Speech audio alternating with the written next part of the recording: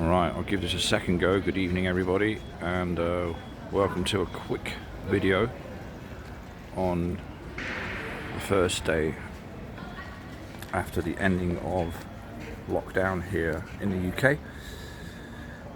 And I suppose I could call this video "'Tis the Season to be Jolly", because as you can see, things are pretty much back to normal. It's a bit late in the afternoon now, so shops are approaching their normal standard closing time, which is about 5 o'clock in the afternoon. So we're just 10 minutes away from that, 5 minutes, whatever. And this kind of highlights really the confusion. I'll be careful what words I use on this video. The confusion that I certainly experience when trying to fathom out what is going on here.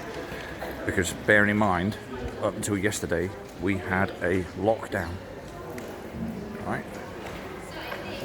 So this is now day one after lockdown, where we have now entered the tier system, and our area down here on the south coast of England, in Bournemouth where I live, is in tier 2 of the 3 tiers that have been introduced.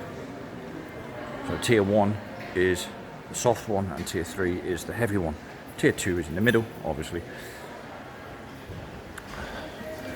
So I'm just going to really document this a little bit and have a little walk around the shopping centre that looks as if there's never been a lockdown, and apart from people wearing face masks, of course, you wouldn't really have known that there'd have been anything going on this year. On the face of it, it appears to be things going back to normal. This is the very same shopping centre, by the way, that a little while back when I did a video here, I was kind of followed out by a female security guard who suggested to me that I'm not allowed to film in here because it was private property.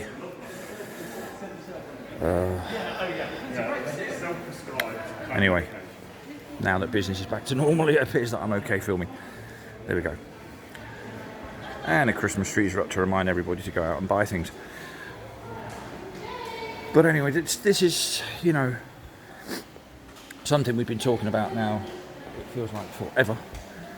And it's something that myself and friends of mine have been trying to get across to people who aren't, well, it's a phrase I've used quite a lot recently, smelling the coffee.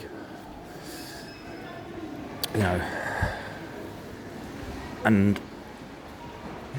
it's something that I can't get my head around, is the fact that although it's lovely and to be rejoiced that things are back to a kind of normality, it appears to me that you know, no one seems to be going, well, hang on a minute, this just doesn't make sense. Yes, it's nice that everything's back to sort of normal with a small n, but why the whole messing around? Why the in and out of lockdowns constantly? Because, you know, believe me when I say that once the Christmas period is over, we will be then entering most probably another lockdown phase.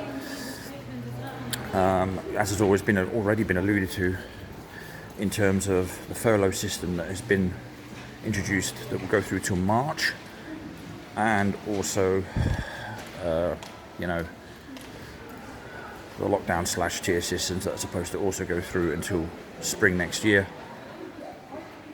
and all that sort of stuff. So you know, we're already being told months in advance what's coming up, and you know, again, it's something that I can't get my head around at all. And clearly the only way you know that accurately how things are happening and when they're going to happen is by being the script writer of that very piece of theatre that's being rolled out. And that is as simple as that, as far as I'm concerned. It does not take a genius to work out. I had a conversation today, actually, because a friend of mine has been admitted into hospital after falling ill with something totally different. And I was inquiring as to when I can come round to visit, pop in, bring some fruit, that sort of thing, and just be a friend, basically. And it took me 20 minutes to half an hour to first of all talk to a colleague or anybody in the hospital who was willing to explain to me the rulings around visits, yes or no, and what it would take to qualify to become a visitor, and all that sort of nonsense. And of course, the only thing that they ever said the whole time was, due to COVID restrictions and COVID measures and all that sort of stuff, things are stricter now, and etc. etc. So, hey there, mate, you right? So that's what I was told. So in other words, I was told nothing really. And I started having arguments with the lady, not arguments, but a conversation with the lady on the phone, saying, well, look, I know you're not allowed to voice your opinion. You're a member of staff there. This conversation is probably being recorded anyway, which they normally tell you beforehand. Sometimes they don't tell you, they just record it anyway. And she was saying, well, you know, this is the classic. We're just doing what we're told. It's just what we've been told from our bosses, and we have to carry out that. Well, that's all fine, but where is the thinking stopped? You know, and I know this is a topic that we've gone on about and we're sort of revisiting constantly, but it's something that people have to kind of remember that they are actually entitled to do, and that is use their own thoughts, and they are entitled to their own choice. Create your own choice. Think outside the box. Yes, you have mortgages to pay. Yes, you have families to feed, etc., etc. But start looking at options to free yourself of that bondage and to free yourself of that enslavement system that you've been locked into. I mean, we all are kind of enslaved and always will be, unless you're living in, you know, totally off-grid, which is almost nigh on impossible. I mean, even if you've just got a bank account, you're on grid. But at least try and minimize it for yourself to ease that pressure and to then enable a bit of spiritual growth in terms of being able to then express yourself freely or more freely, right? And a lot of people feel constrained in that because they can't, because of the jobs they have to hold down, because they're scared of losing the jobs. And it goes further than that, peer pressure within friends, family, etc. And that's what I was hearing today on talking to people who I was on the phone to, trying to fathom out when and where I can visit my friend who's in hospital in an acute medical unit at the moment. I had to justify why I could visit her. Well, how acute is it? You know, and I said, well, it's clearly very acute, otherwise she wouldn't be in the acute medical unit, and all that sort of stuff. And then I got a call back from a more senior nurse and blah, blah, blah. So, and every time I was talking to a member of staff, I was putting this to them. You know, yes, you might be carrying out orders, but haven't you thought about this whole thing yourself? Have you got any personal thoughts on the matter? Of course, they were unwilling to divulge in that information. You know, and I wasn't asking them to really in that sense, but I was kind of trying to prod them a little bit and give them a bit of food for thought, really, more than anything else. And unfortunately, that's where we're at, you know, and that's why I said very recently that the biggest battle is going to be just getting to people to take a look at this. Never mind the next steps, which would be to simply not comply, full stop. You know, it's opening people's minds to it, which seems to be an absolute challenge, a mountain of a challenge that I'm seeing is becoming more and more difficult, in fact, nigh on impossible by the day, you know. So what I'm going to be doing is, and I do it on a daily basis, even if it's on a phone call to a member of staff at a hospital like I did today, is try and drop those thought bombs in a conversation. Whether they like it or not, they might well, after that conversation, go home and Google something. I mentioned PCR tests a few times. One of the nurses, when I mentioned PCR tests, she went quiet on me on the phone. I don't know if she went quiet because I knew about it, or she went quiet because she'd never heard of it, no idea.